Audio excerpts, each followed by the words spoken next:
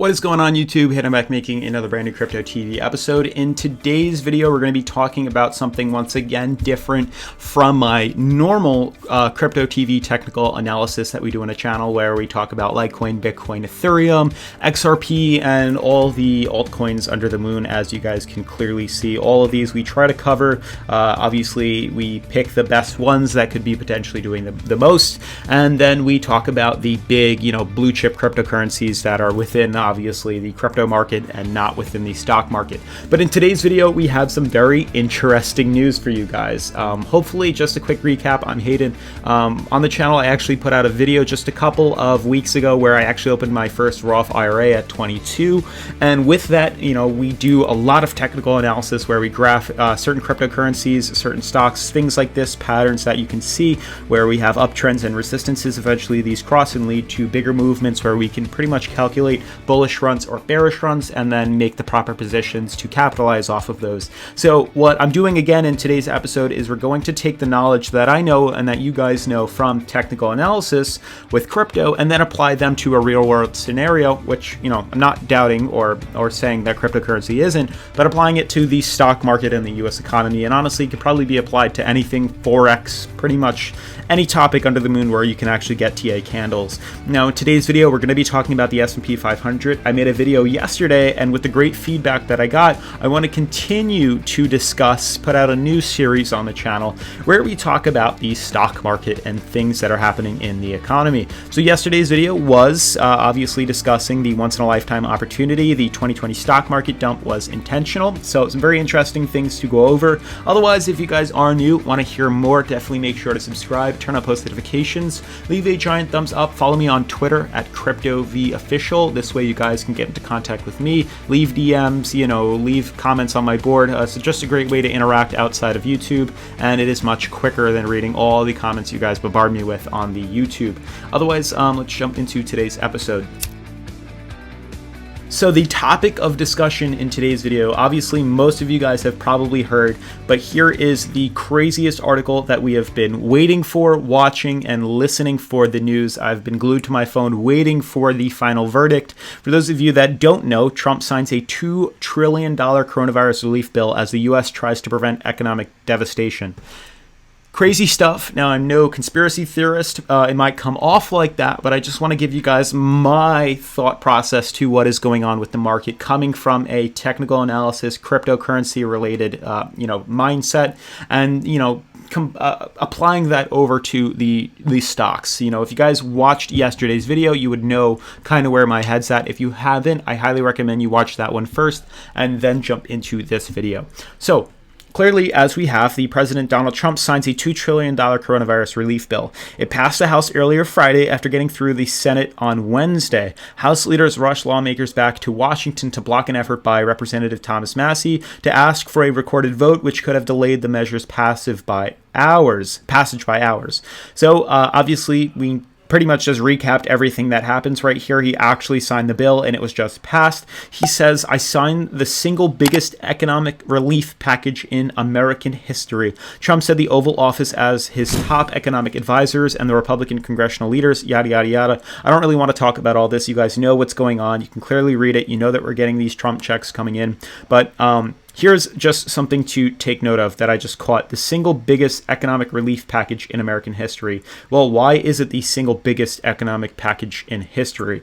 Well, if we look at the current S&P 500, we know that this is the single biggest drop in the, economy that we've seen to date. Now, it might not be the biggest now that I'm thinking about it, but it's had the most impact in relevance to the price. Obviously, when you're trading with smaller prices, bigger influxes, or bigger movements or uptrends or upswings have bigger percentage losses or percentage gains than when you're playing around with higher numbers, if that makes sense. But you can see in relevance to the drop that we had in, let's go to 08, 09. I'll pull that up really quick. Obviously, when we had the crash right here, this small one, where is it? This drop right here. This is the big one. You can see that this was a 57% drop.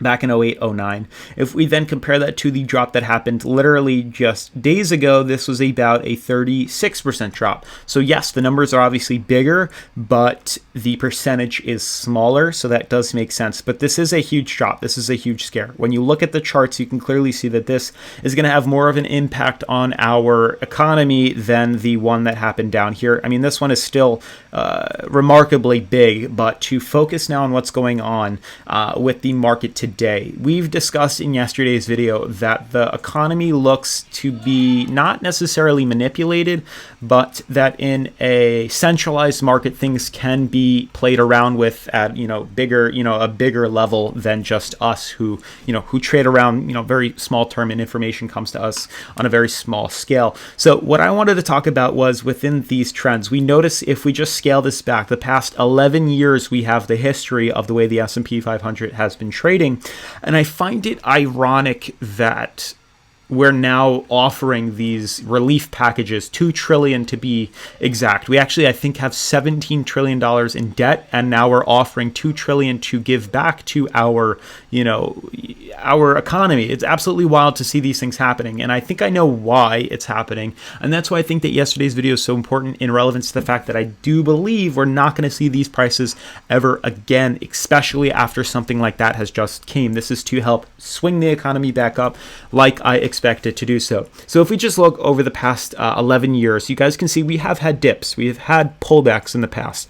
I've highlighted all of these with these bright purple or bright red circles. You can see we've had these dips in the past.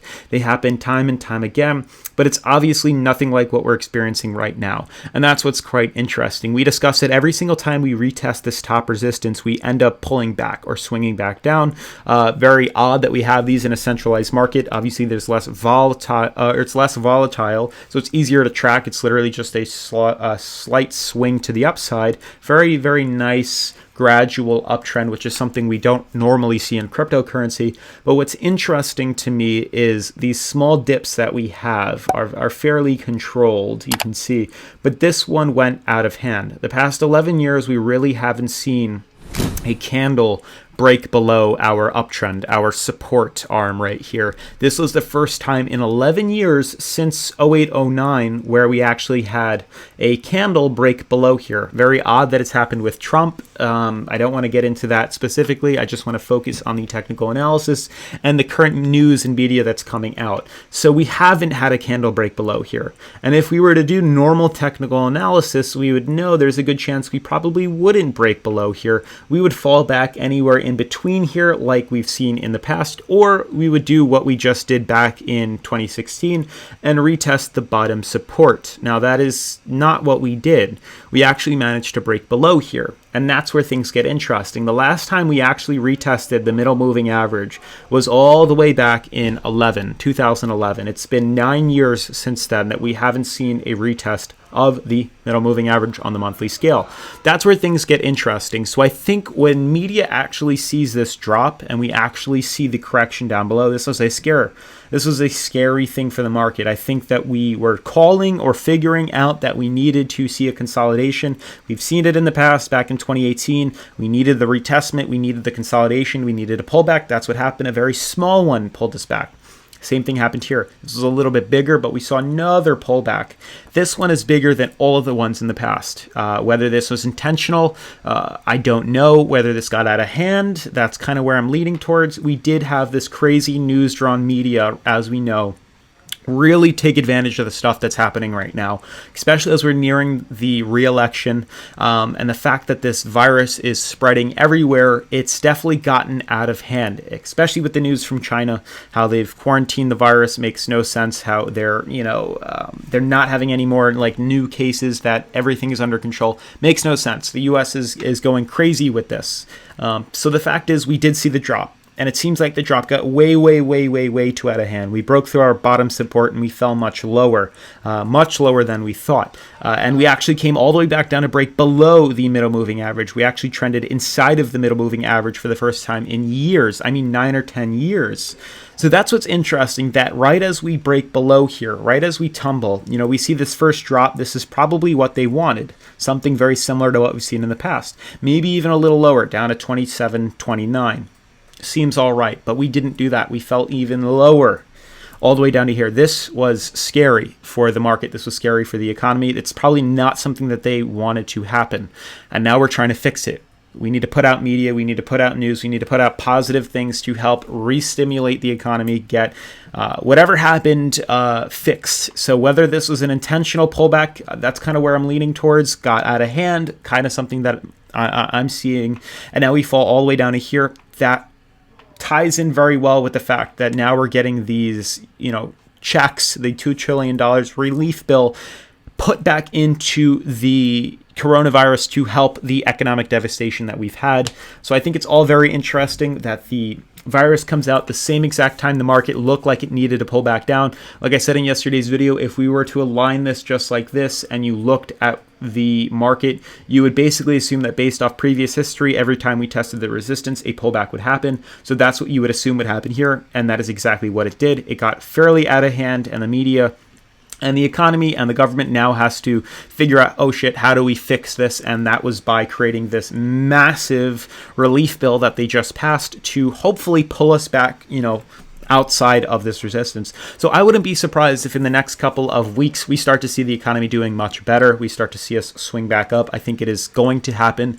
This is obviously great news. This is going to help a lot of people and relax a lot of people. And we should see money start to immediately swing back in. I've been telling people ever since we bottomed out right here, literally as we hit this bottom support, this was a great opportunity to buy back in. That is what I did. I threw a ton of money into here right at that bottom because I knew that this is going to be the bottom. Anything, that fell below here is just, FUD, fear, uncertainty and doubt that brought us down this low. Nobody could have called this.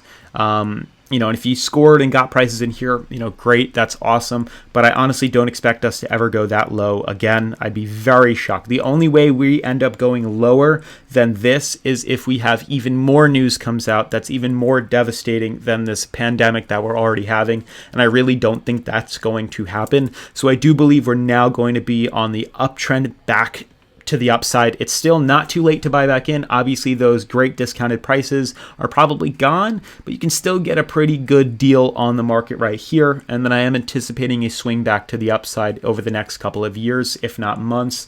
Otherwise, that's going to wrap up today's video. If you guys like this content, definitely make sure to leave a comment down below. Let me know what you think. Otherwise, if you are new to the channel, definitely make sure to subscribe, turn on post notifications, leave a giant thumbs up, follow me on Twitter at CryptoVOfficial, and I will see you in tomorrow's video. Peace.